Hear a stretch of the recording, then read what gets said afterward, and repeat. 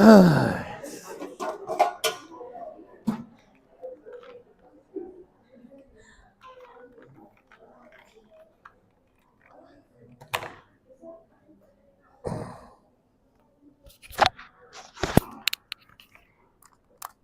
right, sorry about the delay. Just I feel like Wednesdays, I have a seminar in the morning from 9 till noon, and just being on for that long and then answering emails the rest of the day, my brain is dead.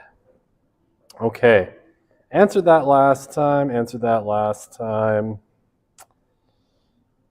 definition of, I answered that last time. Okay, this is I guess a question that I didn't answer last time. Is the reason that Gen X had a shorter childhood and longer, or is there a reason? Would it link back to the Cold War?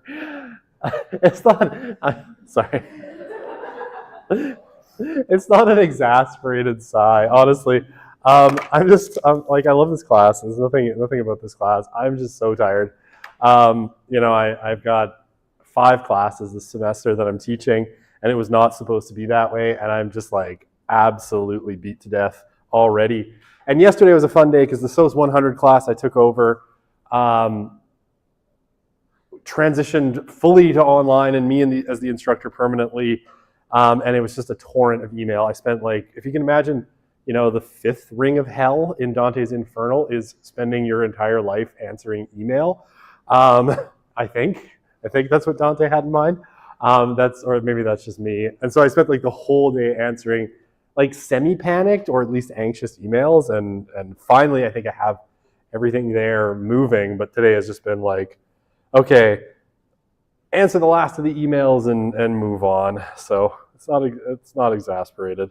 It's exhausted, I guess. Okay, so this question is a really good question. Is there a reason for the shorter childhood and longer adolescence? So what seems to be the case here, as far as I can kind of discern, is that some of those markers that would lead, people from kind of being kid into adulthood are moved earlier. Some of the big ones are things like a lot of independence, right? You get a lot of independence in Gen X, right? They're the latchkey kids, right? So they take care of themselves a little bit more because their parents are off at work. They get jobs pretty early, right? They are, working towards that really early. Most of them get driver's licenses quite early. It's a pretty universal Gen X experience that you go for your driver's test on your 16th birthday, right? So you get your license and then you have that freedom to drive. And things like they have sex pretty early, right? So we talked about this last class, but we see a fair percentage of Gen Xers having, their first sexual experiences kind of in their early mid-teens, right? Somewhere between like 13 and 16, right? So that means that they are, kind of getting that part of adulthood or adolescence going really, really early, right? Whereas for like the boomer, the boomers, it would have been quite late, right? You're talking about, first sexual experiences at like 18, 19, typically associated with either being engaged or getting married. Like not universally, but, pretty consistently. So I think that's the question. Off topic, but are our tests cumulative? No. Well, not okay. I'm trying to answer this because sometimes it depends on the class that I have. Not really, right? There might be a few concepts that kind of carry over that you might need to answer the later questions, but you won't have to go back and answer questions from this part of the course on the final, right? You might use some concepts from this part of the course to answer those questions. So, sort of, but really more on the no. All right. We talked about this, yes. Sorry, we talked about this slide last time. I think this is where we ended off. Yes, and so I guess just to recap, right? One of the things we saw with Gen X, and again, this is continuing a trend that starts before Gen X, right? With the boomers, is they move more into a materialist kind of framework, right? They're much more worried, especially when it comes to education, about being well off, right? And less about kind of bigger questions, right? Questions about philosophy or the meaning of life, connection with things like the Western tradition, Western civilization, whatever it happens to be. All right, that's an early walkout. All right, sorry, I shouldn't comment. Maybe something terrible has happened. Maybe he's in the wrong class. I don't know. All right, I won't think about it. All righty, so what am I talking about? Yeah, so there is a shift towards more materialism. Again, it starts with the boomers, and Gen X is kind of at, we might say, depending on how you think of it, the apogee or the nadir, right? I guess here is the apogee, and here is the nadir. Okay, that just means high point and low point. The apogee is the high point, the nadir is the low point. Okay, so when it comes to mental health, Gen X is a little bit of a mixed bag. And there's some complexity when it comes to Gen X. At the time, what it looked like was Gen X had pretty bad mental health outcomes, right? Similar trends with the boomers. And one of them, and I've noted before in this class that when it comes to mental health trends, one of the really good, fairly objective indicators is suicide, right? Because it's tracked fairly objectively and it has been for a really long time in statistics, whereas self-reported mental health outcomes are more susceptible to reporting bias, right? Or people not, having cultural attitudes about mental health that might stop them from saying that they're depressed or whatnot. But suicide is much more objective.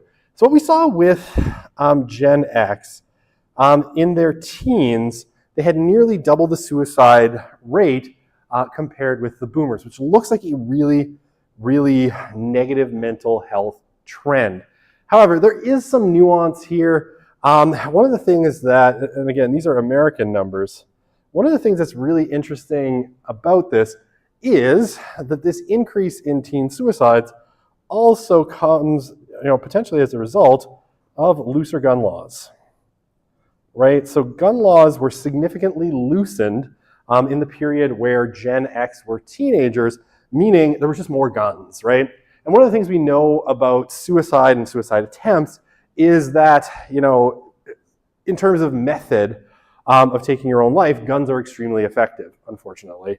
And so more guns available to teenagers means, more deaths, right? So suicide attempts weren't that different between Gen X and the boomers, but successful attempts to take their own lives were, nearly double. And that is probably down to the fact that America just went America was always a little gun crazy, but they went gun crazy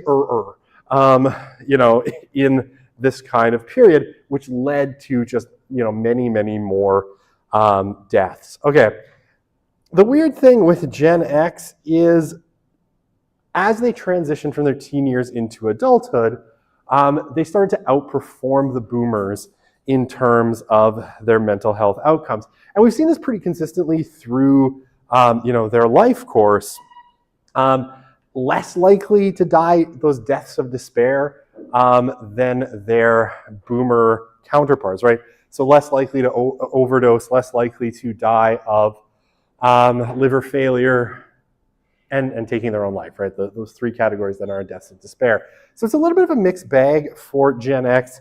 And it's one that's a little bit tough to explain, right? Because they aren't any better integrated from a community perspective or a large family perspective than the boomers were. If anything, it's a little bit worse, right? So it's not entirely clear why it gets better as they go through adulthood. Okay, how to put this? One of the things that's always seemed to categorize Generation X as a generation is that they're kind of cynical, right? It was one of their kind of very early markers. And if you go back to a lot of the kind of cultural touchstones, right? Like the films that were really kind of popular with Gen X, there's a real kind of cynicism built into them. And this is something that's long been known about Gen X. So what does this kind of look like in terms of, a bunch of really interesting questions about their attitudes? And here, we have some really cool social science data, right? One of my absolute favorite American studies is this guy, Monitoring the Future, right, in which they basically do, I believe it's every year, they do surveys of 8th, 10th, and 12th graders. And basically, they've been doing that in some way, shape, or form since 1976. Now, they've added some things to that study, like they've added questions to it, to the survey, and they've taken questions off over time. So we don't have complete sets, but we have some really interesting kind of long-term data sets coming out of monitoring the future. The other ones here we can see, right, so these two are monitoring the future. And again, you can see this is a comparison. It goes 1976 to this one 2019, this one 2021, pardon me. And the last one is World Bank data and data from the General Social Survey, right? And the GSS runs out of NORC, right? The National Opinion Research Council, or Center, National Opinion Research Center at University of Chicago. And they've been running this 1,400 to 1,500 person survey every 2 years since 1972, right? So we have really, really good data going back really far with all of these things. Okay, so what do they show when we're talking about Gen X? So percent of US 12th graders in monitoring the future expressing trust in others, right? So, you know, what do we see? Do they think other people are helpful and fair, and do they trust them? And what we see in that Gen X period, right, is a pretty substantial drop in all three of those markers. Okay, this second set I think is a little bit more interesting. You know, trust in government, which is our dotted line up here. Government run for and by the people versus for big interests. And, you know, people running the government are honest. And we see declines along all of those measures in that kind of Gen X cohort. It continues to decline as we go through, you know, into the millennials and that really early part of Gen Z. But it takes a big, you know, kind of a swan dive. And especially, you know, people running the government are honest, takes a big dive here. Now that could be, you know, the effect of a lot of things. Most people think this is related to particular American political scandals, most notably Watergate, right? So Watergate was this big political scandal. You've probably heard it. And now absolutely every political scandal in the United States is something gate, right? It's Russiagate. Now I can only think of ones that have bad words in their title, so I won't say them. But right, everything is a gate, and it comes out of this Watergate scandal where essentially the president at the time, Richard Nixon, had sent operatives into the headquarters of the opposite party, the Democrats, which was in the Watergate Hotel, to basically spy on them, right? And then all of this came out. You know, they were trying to give themselves an edge in the next election. All of this came out. Nixon was essentially forced to resign the presidency, or he would have been impeached. He didn't want to be the only president ever to have been impeached. And so he left. And all of this kind of tarnished people's vision of, you know, of the government and of government officials and whether you should trust them. You know, and we get a little bit of a recovery, you know, by the 2000s, and then it continues to kind of decline. So we have declines, you know, in trust in government, government run for and by the people. And the other thing that that Twenge notes is we have kind of concomitant rises in income inequality, right, in the U.S. And one of the, like, kind of as I noted, and I think it makes sense that it starts around the, you know, the late 1970s and really picks up through the 80s and 90s. The period right after the wars, right, was a really good economic period. In the US, there was more demand for workers than there were workers, right? Because the economy boomed essentially from 1945 all the way to about 1973. So it's the height of the union movement in the US, and it is, you know, a roaring economy that rolls for, you know, almost 3 decades. So it's a really good time, and income inequality shrank to its lowest points ever by the 1950s. And, you know, it sort of widened a little bit through the 60s and 70s, but really widens, you know, between kind of the average and the richest person through the 70s, 80s, and 90s. It gets worse in the 80s, right? You know, you have the kind of what we would call, you kind of see it here, right?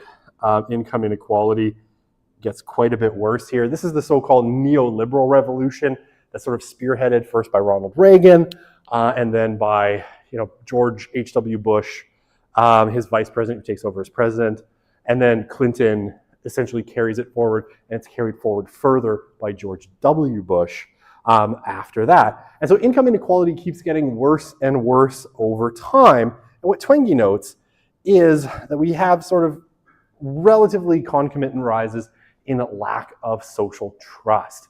So as income inequality gets worse, social cohesion gets worse as well, because there's a sense of like, you know, the elites versus the common people. And we've been seeing that for decades, right? So for Gen X, right, and again, these gray areas are the important ones when they're kind of, you know, coming through their young adult kind of parts of the sample, we see kind of rises across or a social breakdown in general, right? Breakdowns in a lot of social trust happening. Other things happening, right, in the 80s, there's an especially high crime rate in the 1980s. And it's kind of the high point of American crime, after which, I know, despite what you might hear out of, you know, politicians today, crime, it was at an all-time high sort of towards the end of the 1980s. And this included property crime and violent crimes of all kinds. And this may have also contributed to declines in social trust by the beginning of the 1990s, right? But 89 to 91, this starts to decline, and it declines sharply afterwards, right? Crime really, really drops. But, you know, it may have damaged kind of the social fabric for Gen X, especially in those formative years, right? As they're kind of young adults, they may feel like the world's a more dangerous place. Okay, I want to check it. Oh, these are interesting questions. Could Gen X afford to buy their own home in their 20s by pulling themselves up by their bootstraps? Or was that a boomer thing? So this is kind of a complex question. And again, a lot of this is going to be relative to social class. Gen X didn't do as well as the boomers, right? One of the things that Gen X faced in terms of the economy, we'll talk about it later in the course when we get to work. Sorry, it's a really good question, but it's not the most straightforward. Okay, so one of the things that happens, right, is the economy kind of slows down right around the time that the first a little bit before actually, but just around the time the first Gen Xers are really coming into the economy, right? So the economy is already slowing. And then you have, you know, I'll go back and remind you. We have this, right? This giant demographic bubble, which is the baby boomers. Now what happens is you have a slowing economy and an absolute heck ton of baby boomers at the same time, which just means they're already filling up the job market, right? And as the economy slows, it's not generating enough new jobs to absorb that new part of the population. So they're kind of stuck, right? So when we talk about Gen X,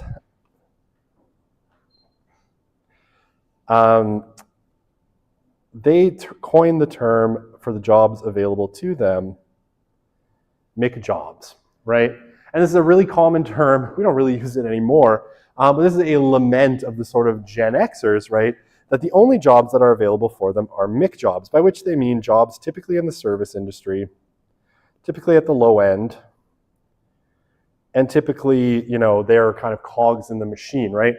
So they're working in hospitality, you know, so food preparation, hotels, other parts of the service industry, retail, you know, childcare, really kind of the lower tiers of the service industry. A lot of men, especially white, non-college educated men, end up in trucking, right? Which is okay, but it's not, you know, there's not a lot of room to move up in the trucking industry. You drive truck, you get your salary.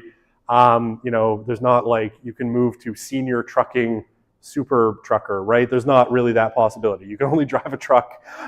Maybe you can own your own trucking company if you're smart, but for most of them, they kind of get stuck there. We'll talk about that when we get to jobs too, because this is going to be a big problem if self-driving trucks ever happen, which they probably will. It's going to put a lot of working class men out of work. But anyway, right? So they kind of get stuck there. Now, a lot of them eventually will get it together, right? They find ways in the economy. The economy starts to grow again, but they're delayed, right? They get a little bit delayed, so that entry in their 20s takes a little bit longer. to get, some of those things like marriage, owning a house. Now, the cost of housing doesn't skyrocket the way it does, say for the millennials and Gen Z. So they're still able to get it, and home ownership rates for Gen X are fairly good, but not right, not like I graduated from high school, I went down to the Ford factory, in Windsor, I got a job from the foreman, and then I married my high school sweetheart, bought a suburban home, started having kids, boom, and by 22, that's kind of where I am. Gen X is a little bit later than that for that reason. Okay, so where's my El Moso? I don't know. Okay. If someone really wants to kill themselves and they didn't have a gun, wouldn't they still find a way to do it?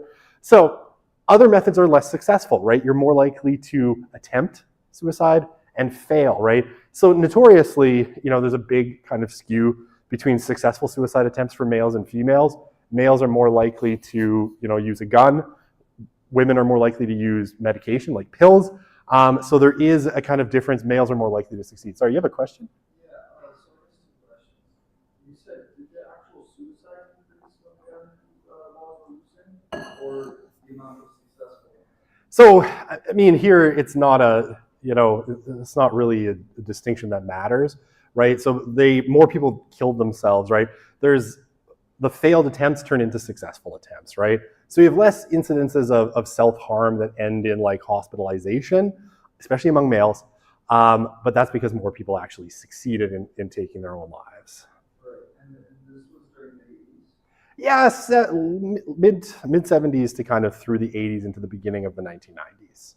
Would you also say then media had a big part of it too, because violence started being portrayed in the media a lot more? I would honestly have to check.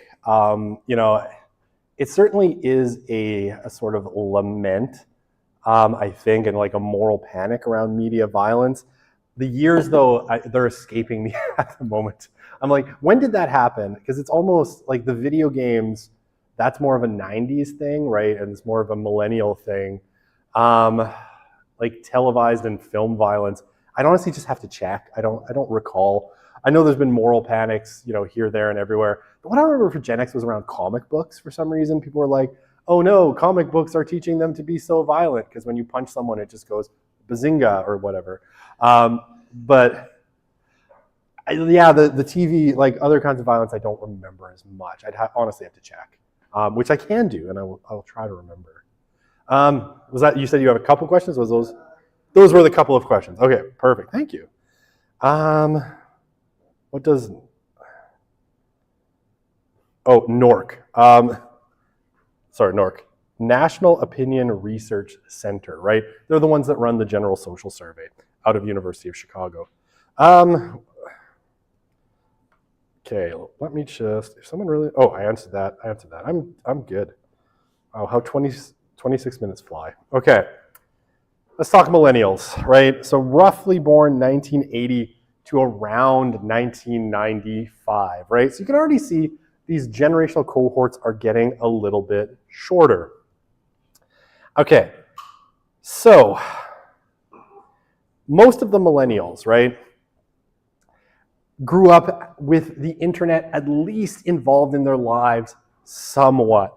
Now, a very kind of important rough date is we start getting kind of commercially accessible internet, right? Where you can buy internet access from an internet service provider somewhere around 1994 to 1996, right? So the oldest of our millennials are gonna be like 14, roughly speaking, right? And you're gonna have a whole lot of millennials that are younger than that, and especially those, kind of born at the tail end of that millennial cohort, they're gonna have lived with the internet as a household kind of thing, service that almost everybody has, especially in the upper kind of socioeconomic echelons, for their entire lives, right? They're gonna not remember a world without the internet.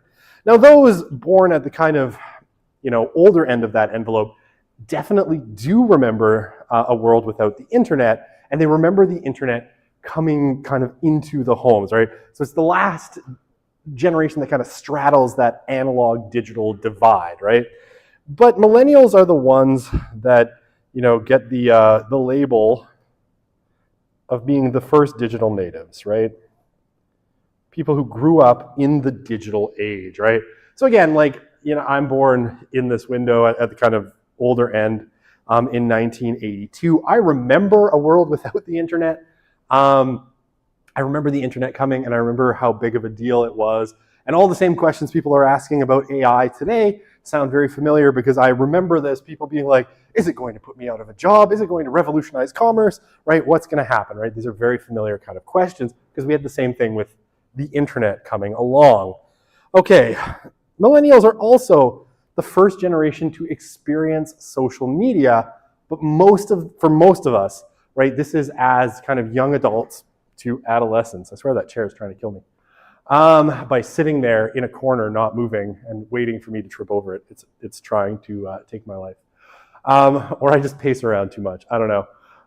So right, we're the first ones, millennials, to experience social media. Now we're getting social media kind of coming around in the late 90s with things like MySpace, but really kind of in that middle part of the first decade of the 2000s, right? Right around 2005 to 2008, you're getting things like Facebook coming around. Facebook's really the first big one. And then we get, Twitter. It was still called Twitter then, and in my heart, it will always be called Twitter. Because X sounds dumb. Whatever.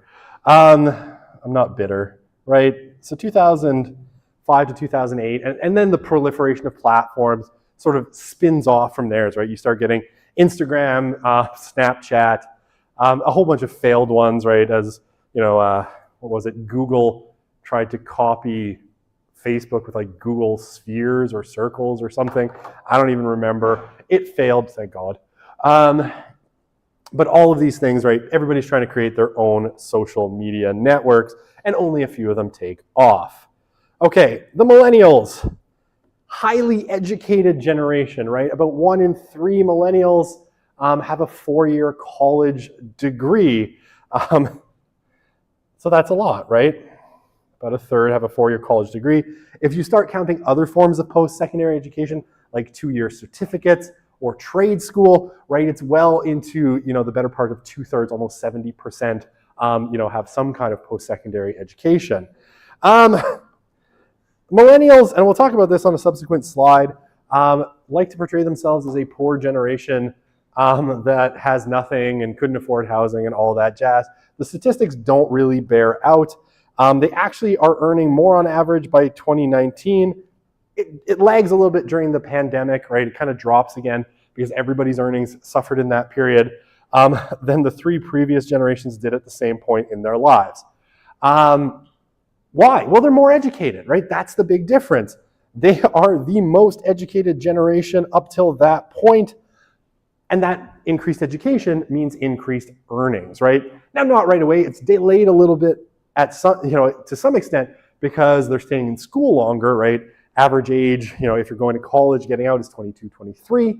So you're in school for longer, which means it's taking you a little bit longer to start those earnings. But once the millennials start, it roars, right? They do really, really well. Now, the other thing, millennials have many fewer children than other generations, right? You start to see kind of the normalization of things like, kid-free adults, right? Kid-free families, no child marriages, whatever you want to call them. And so they have a bunch of disposable income. And it's somewhere, around 20 to 30% of millennial women probably will never have children because, they're now rounding well into their late 30s and 40s. So we're seeing, a big gap in the number of people who have children, and the number of children they have is relatively small, right? It's closer to, as a total fertility, it's less than 2, but the kind of average is like, most people have 1 or 2 kids. 3, 4, 5 children families are really, really rare.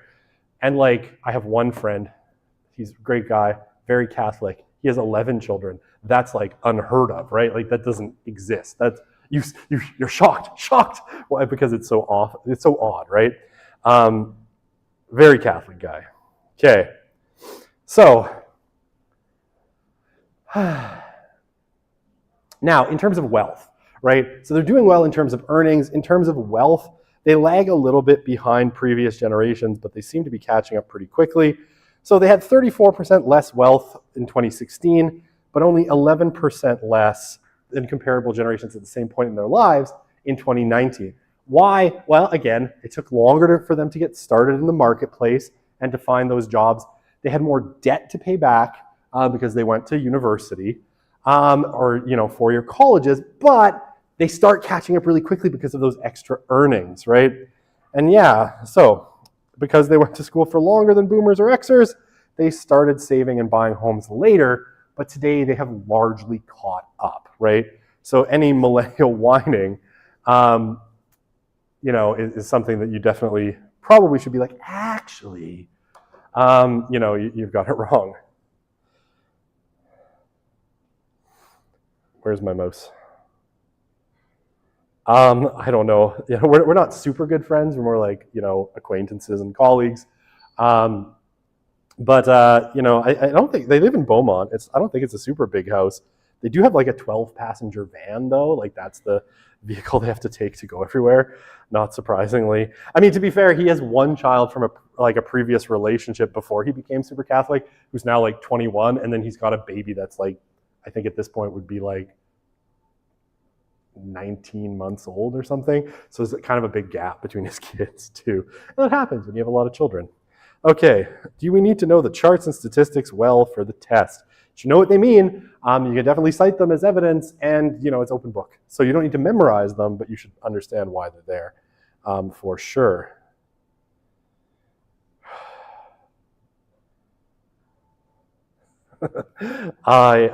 Maybe. I mean, that's definitely a theory. You definitely see things happening as they happen, as we learned last Wednesday, right? Okay, so the millennials, right? Or what we might call the millennial delusion, a belief that they are poor. Okay, so millennials, as I kind of outlined on the last slide, are not actually poor. They're doing fine.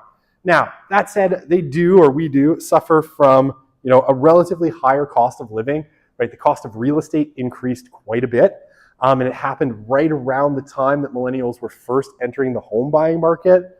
Right around 2005, 2006, 2007, we saw big spikes in most of the major markets. More college debt, especially in the US. But what Twingy sort of suggests is that they also have sky-high expectations, which have contributed to this disconnect between what they actually have and how they're doing, and their perception. And this may be driven by a couple of things, right? Comparison to what they think their parents probably had, right? And remember, a lot of their parents are boomers. So their parents, lived in that kind of really happy zone. So they're comparing to maybe where their parents ended up, right? Like with 2 houses, 2 boats, 3 cars, or whatever, right? And so they're comparing to that, and they're like, it kind of sucks. The other thing that might be playing in is social media, right? And especially the kind of, and like celebrity culture, that tends to prize glamour. But social media, especially things like really curated forms of social media, I'm looking at you, Instagram. I don't know if this is a common Gen Z thing. I know for a while it was like, I think some of my wife's cousins still do this. They post this like super curated version of their life. Like you see their pictures on their vacation, right? You see their pictures of their, new possession, right? Oh, my brand new car, my vacation to Europe, right? Oh my gosh, my husband gave me flowers on my birthday. Isn't he the peachiest? Or whatever the heck people do. Peachiest is clearly a thing all millennials say, or just here and now. Right, but this really curated vision where everybody shows kind of their best life. And so when you're sitting at home and you're not on your European vacation, and your friends are all posting about their vacation, you're like, oh, my life is bad. So that may play a role in that as well. I'll call it Eeyore syndrome. Everything is sad. Okay.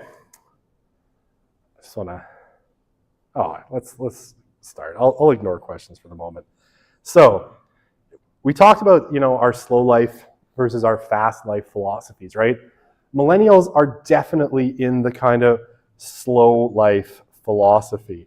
And we see this in things like, age of first marriage. So the average age of first marriage for millennials is around 28 years old for women and 30 years old for men. In Canada, it's slightly higher for men. It's closer to 32. So they are getting married quite late, especially as compared to other generations, right? Remember our silence. Half of new brides in the 1950s were in their teens, right? Mostly 18, 19, some 17-year-olds. There were some shotgun weddings. People got pregnant, people got married. That's how it went. But about half of them were teenagers, right? And the average age was about 21 for women. It's crept up to 28 for millennials. So it's changed quite a bit. 1/4 of millennial women had never been married by their so 25%, right? Had never been married by their late 30s. It was 1 in 18 for the boomers. And about 30% of men in their 30s were never married, roughly double the rate for boomers. So they're moving through some of those things that we would typically expect people to do as they become adults much more slowly, right? They're getting into their 30s before they do things like getting married and having kids. And again, this is not a moral judgment. I'm not making oh, it's bad. Everyone go get married. Just facts, right? It's just, this is what's happening. Life has slowed down for people. We'll talk about some of the contributors when we talk about families, some of the philosophies around marriage that are in our different generational cohorts, which I think are really interesting. Okay. Yeah, some think that about 20% of women, sorry, that should be typo, my bad, of women will never get married, right? So about 1 in 5 millennial women will never get married. And the percentage living with a partner, right? So if you thought it's just people cohabiting, no, it's just people are choosing or to remain single or cannot find a suitable partner with whom they want to either cohabit with or marry. And yeah, they are having the fewest children of any generation in history, right? So there's a lot of talk, and especially if you listen to Elon, of like declining fertility in the world. I don't recommend it. I'm just saying, if you do listen to Elon, and how can you not, because he's everywhere, he talks a lot about declining fertility. It's largely a function of the millennials having very few children, right? We're seeing big declines in TFR amongst the millennials, right? Average age of mother at birth of her first child for mothers born in the early 90s, right? So right in the kind of middle to late part of the millennials was 27, right? So they're having children relatively late as well. Now, again, not a moral judgment, but one of the things that happens there is you shorten, if you start having children, in your late 20s, you shorten that fertile kind of period, right, where it's easy to have children. Because by the time you hit kind of your 35th birthday as a woman, getting pregnant becomes much harder, right? Not impossible, but it becomes much harder. So we've seen, again, a kind of concomitant or linked rise in demands for fertility services, right? In vitro, artificial insemination, surrogacy, right? It all kind of stems out of, the later start. The later you start, the harder it is to have children, especially the number of children you might like, right? And I mean, this is, I'll talk about this again later in the class, but Cardis, which is a relatively kind of right-leaning, Christian-focused polling firm in Canada, did a poll of kind of women, and it concluded that about half of women, right, so 50%, ended up having fewer children than they would have wanted, right? So if they wanted 2, they'd had 1. If they wanted 3, they'd had 2 or something, right? Okay, a lot of this seems to be driven by slow life and individualism, growing individualism, and especially focuses on things like the order in which you live your life, right? That life script. For millennials, they go from, maybe that script that the boomers and silence had, which is you get married, to someone that you met in school, and you kind of build an adult life together, right? 2, you put your adult life together, right? You do the school, the career, you have your travel adventures, you go to Thailand, everyone has to apparently, or you backpack through Europe or whatever it is your goals are. And then once that's done, then you're like, okay, now I've lived my life. I have everything in order. I already own a house and a car. Now I can consider getting married, right? So that, kind of change in life scripts or social scripts around, how you move into adulthood also is likely a contributor. Okay, so, right, we see our never married and married lines kind of crossing here, which is really interesting. Percent of US 25 to 39-year-olds who were married, right, from the silence, to the millennials, it drops pretty precipitously. And yeah, percent of US 25 to 34-year-olds with a certain living arrangement, it's just kind of dropped. People living with their parents, pretty popular, alone or with a roommate. And we see that, living with a romantic partner, whether married or cohabiting, has been dropping as well, right?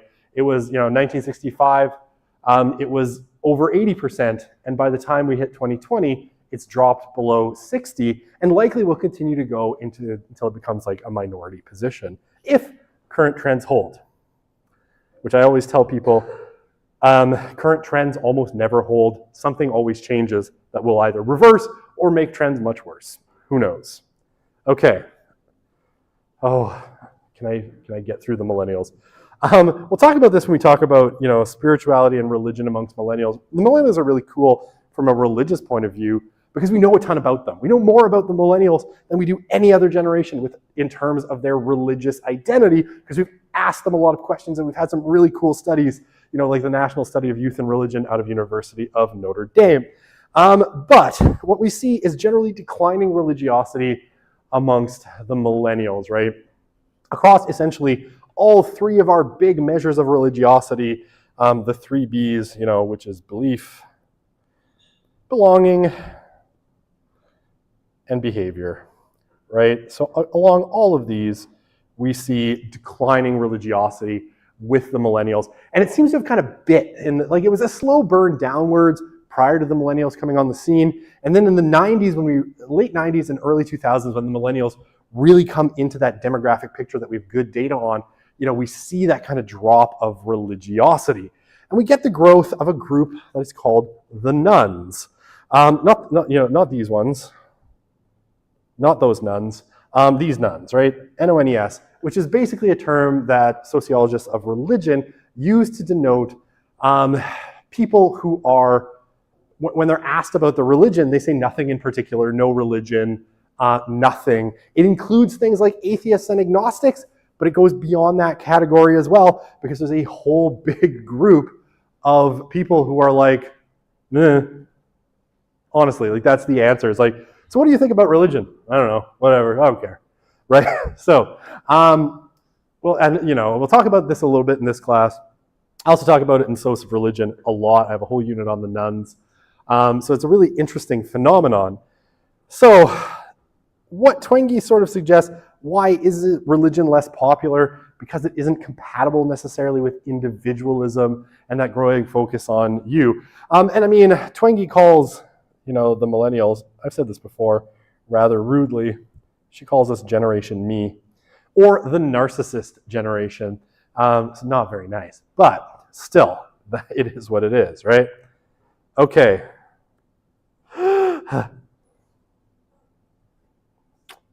So,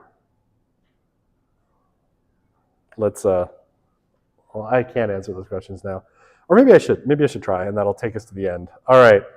Won't people always blame for their problems? Yeah,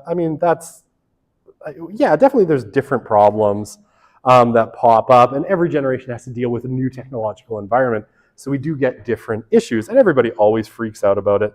That's why we have the language of moral panic. When the issues in the world are a lot worse, I answered that one already. Is there any data for older Gen Z marriage ages?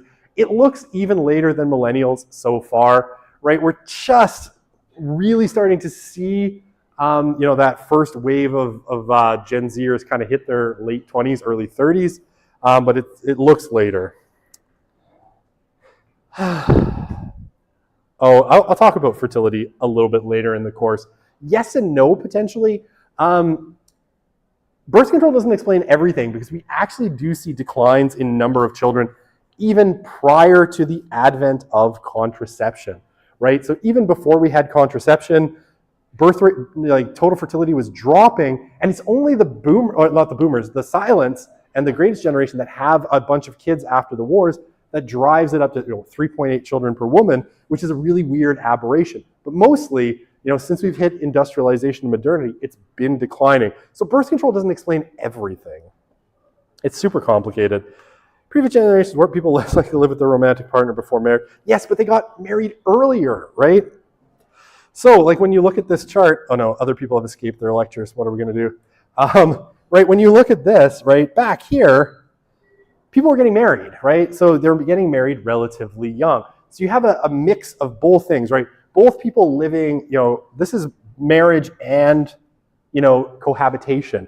And we see even with those combined measures, right, if you take marriage and cohabitation and put it together, they're still declining, right? So there's still less people getting together. Okay, last question. I didn't make it through a whole cohort. I made it through half the millennials and half Gen X. Realistically, we only have like 100 years of data. How do we know we don't recycle these characteristics of generations? How do we know we view the way we view other generations and they actually 200 years ago viewed each other? I think there's some interesting points there, perhaps. We definitely live in a very different kind of technological context where things are changing much more quickly. Whereas prior to this, right, we really had long periods of social stability and technological stability. So it's really only from industrialization that we would see some of these changes. Okay, let's leave it there as I have 1 minute left. We'll come back and I'll try to finish generations next time. I'm sure I can. Oh, wow, I have so many slides. I have too much to say. I'm sorry. We'll see you on Friday.